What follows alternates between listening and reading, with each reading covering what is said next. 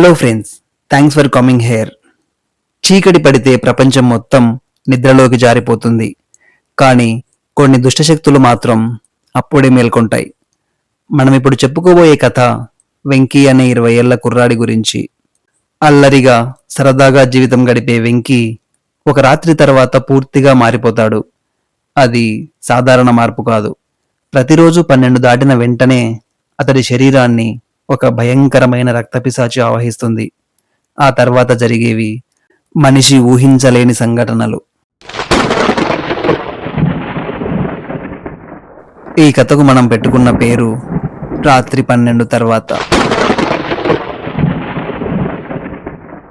వెంకీకి 20 ఏళ్ళు. చదువు మానేసి పొలం పనులు చేసుకుంటూ ఉంటాడు. ఊర్లో అందరితో సరదాగా తమాషాగా గడపడం వెంకీకి అలవాటు.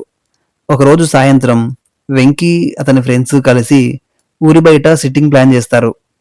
ఎవరు తాగే బ్రాండ్స్ వాళ్ళు తెచ్చుకొని స్టఫ్ కింద చికెన్ తెచ్చుకుంటారు.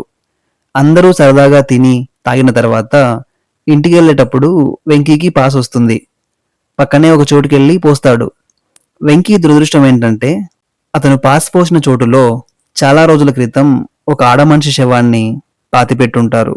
ఈ విషయం ఊర్లో ఎవ్వరికీ తెలియదు. అందరిలాగే వెంకీ కూడా తెలియక సరిగ్గా అక్కడే పాస్ పోస్తాడు. అతను పాస్ పోసి అలా తిరగగానే ఒక్కసారిగా పెద్ద గాలి వీస్తుంది.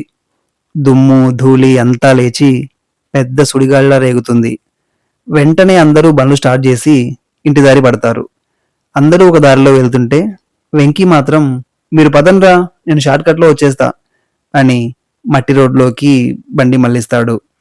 కొద్ది దూరం వెళ్ళాక రోడ్ సైడ్ ఉన్న రావి చెట్టు కొమ్మ ఒకటి ఆర్చిలాగా రోడ్డుకు యువతల నుంచి అవతలికి వాలి ఉంటుంది.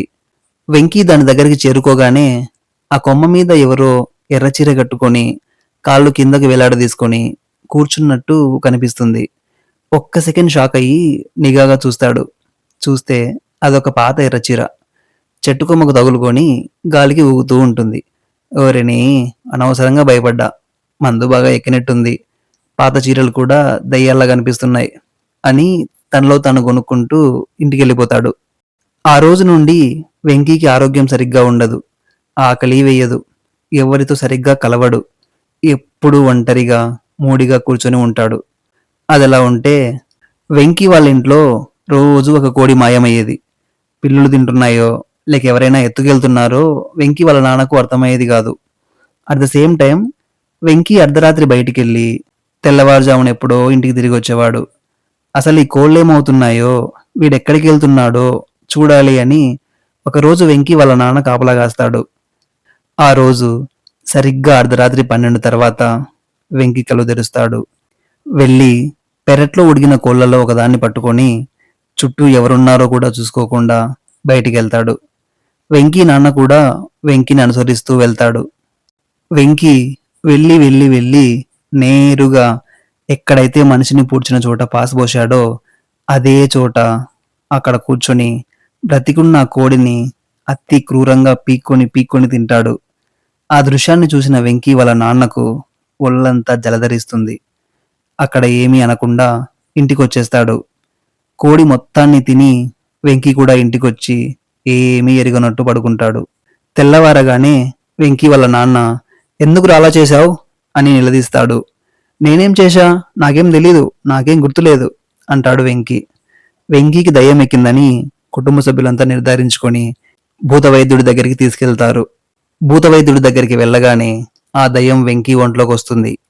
తన పేరు గాయత్రి అని, తనకు పెళ్ళై 2 పిల్లలు కూడా ఉన్నారని, పరస్త్రీ వ్యామోహంతో తన భర్తే తనను చంపి ఎవరికీ తెలియకుండా ఒక పొలం గట్టున పాతిపెట్టాడని చెప్తుంది.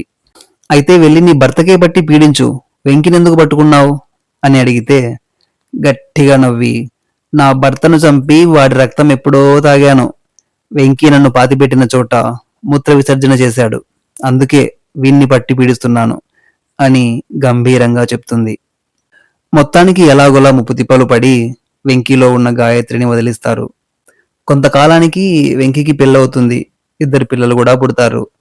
చాలా కాలం తర్వాత ఒకరోజు ఉదయం వెంకీ నిద్రపోతూ ఉంటాడు.